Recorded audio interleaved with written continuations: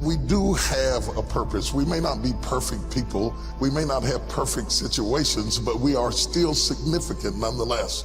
And we have been blessed with a rich body of emotions. We have emotions. We're not like roses or plants or bushes that have life without feeling.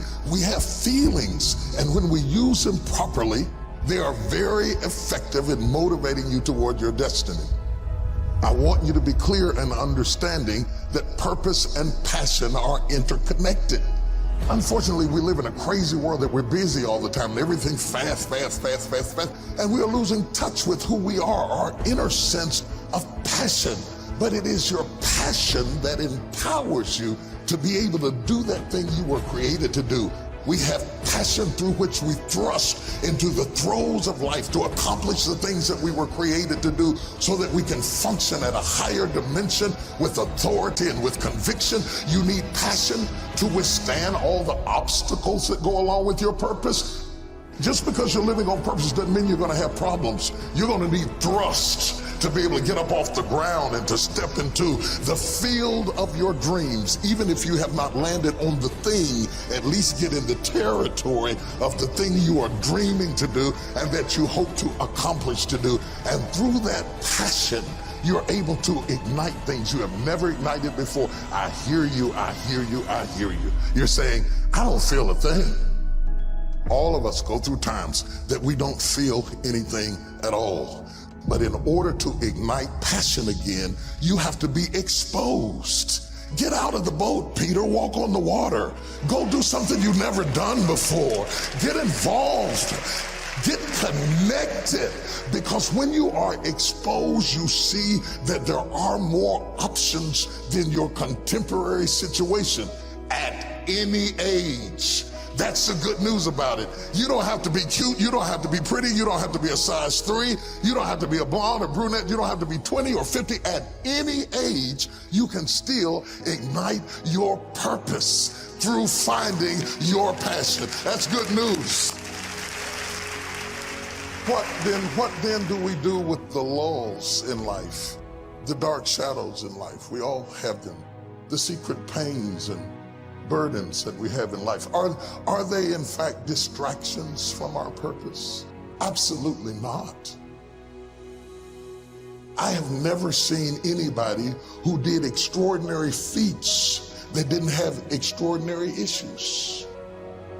It is the passion that gives you the power you need, but it is the pain from which you have the conviction about it.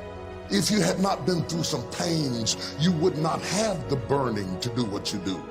I believe that children are like arrows. They need to be directed. You aim them at the thing you want them to hit, but you don't push an arrow, you pull it away from it. And it is the digression that causes the progression. If your life has been tough and it's been hard and you had to pull yourself up by your bootstraps and your childhood wasn't so good, guess what? That was just the arrow being pulled back so that when you are released, you can thrust after the thing you're after. So you don't have to grieve over what you didn't get and what didn't happen and how you were treated and who didn't raise you and who didn't love you. You don't have to grieve about it at all. Once you understand, the greater the digression, the stronger the progression. If Nelson Mandela had not been incarcerated, had not been mistreated, had not been ostracized, he would not have the passion to do what he does. If Oprah Winfrey had not gone through the things that she had gone through, she would not be so committed to making sure that everybody finds their purpose and finds their dream and everybody gets healed and everybody's okay. I'm telling you, what you think is working against you is actually working for you.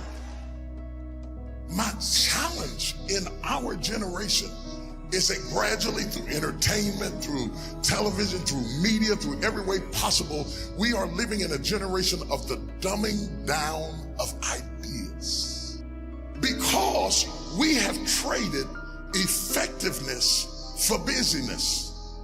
Statistics say we are busier than any other generation we have seen in the last 300 to 400 years. We are so busy. We are busier than a one-arm wallpaper hanger. We're just busy We are just as busy as we can be, and we think because we're busy, we're effective. But I want you to challenge your schedule for a minute and ask yourself, are you really being effective? Or is your life cluttered with all kinds of stuff that demands you and drains you and taxes you and stops you from being your highest and best self? And are you substituting busyness and all the chaos that goes along with busyness from being effective? Let me tell you, a bunch of scientists got together, they began to do some research, and they begin to determine that 80% of the things we do are busy things that we do in an area that is not effective, that the average person only spends 20% of their time doing the thing that they are really gifted at, created at, passionate about, excited to do, and the rest of it is all the dismal, dumb stuff that we all have to do in order to survive. Just crazy stuff that we're doing. Wonder what would happen if we would go from doing 80% of things that are busy but not effective and 20% of the things that are really effective, if we would switch those numbers around and only give 20% of our time to the things that we have to do and 80% of our time to the thing that we were created to do. Wonder what would happen to your life. Now think about it a minute. There's a lot of things you could take from me and I could make it. You could take my suit, I got another one. You could take my car, I could get another one. You could take my house, I could get another house. But when you take my time, you have taken something from me that is totally irreplaceable. We take all kind of classes for money management.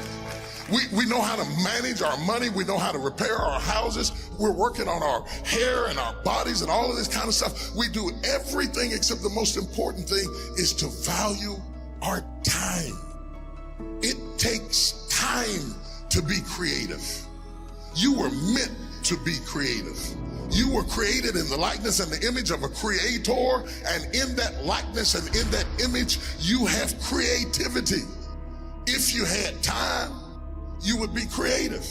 But in the absence of time and with busyness and clutter and the phone, beep, beep, beep. Y'all got music playing on your phone, all kinds of stuff. And no matter what kind of song you put on it, after a while you hate to hear it, because every time you hear that sound, you know it's somebody else wanting something else from you that's taking you away from what you are gifted and creative to do. This is a life class. That means that we have an opportunity to learn how to maximize our lives. Think of the things that you're doing that somebody else could be doing. And think of yourself as a precious commodity that you are going to reserve your energy for your highest and best use. The first thing we teach people that understand their significance, if you are doing anything that somebody else in your life could do, you are not reserving yourself for your highest and best use.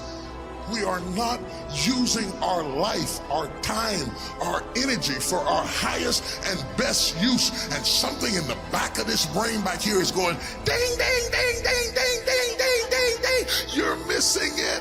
You're missing your life, your purpose, your passion, your excitement, your enthusiasm. And through these classes, what we want to do is shake you and rattle you and stir you up to understand that every moment is a gift, every second is a gift, every thought is a gift, every idea is a gift, every opportunity is a gift, everybody you meet is a gift. You are gifted with opportunities, and I want to show you how to begin to maximize what you've got.